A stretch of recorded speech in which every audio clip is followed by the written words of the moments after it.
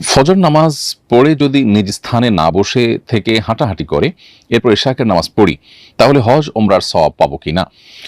প্রথম কথা হলো যে ফজর নামাজের পর নিজ স্থানে বসে যদি কেউ জিকির আজকার করতে থাকে এবং সূর্য ওঠার 15-20 মিনিট পর 2 রাকাত সালাত আদায় করে কেউ, তাহলে তিরমিজির বর্ণনা অনুযায়ী নবী করিম সাল্লাল্লাহু আলাইহি ওয়াসাল্লাম তার জন্য পূর্ণাঙ্গ হজ এবং পূর্ণাঙ্গ ওমরার সওয়াব এর কথা ঘোষণা দিয়েছেন। অতএব একজন ইমানদার তিনি সর্বোচ্চভাবে চেষ্টা করবেন যেন হজ ওমরার সওয়াব পেতে তিনি ইশরাকের সালাত আদায় করেন, অর্থাৎ সূর্য ওঠার 20 মিনিট 15 মিনিট পর্যন্ত ফজরের পর নিজ জায়গায় বসে জিকির আজকারে লিপ্ত থাকেন। এখন কথা হলো যে যদি হাঁটাহাঁটি করেন তাহলে সেক্ষেত্রে সব থেকে বঞ্চিত হবে কিনা? উত্তর হলো যে যদি হাঁটাহাঁটি করাকালীন সময়ও জিকির আজকারেই থাকেন, অন্য মনস্ক না হন বা অন্য কাজে মনোযোগী না হন, তাহলে সেক্ষেত্রে একই সব তিনি পাবেন আশা করা যায়, বিশেষ করে মসজিদে বা যে জায়গায় সালাত পড়ছেন তার আশপাশের জায়গার মধ্যে থাকলে।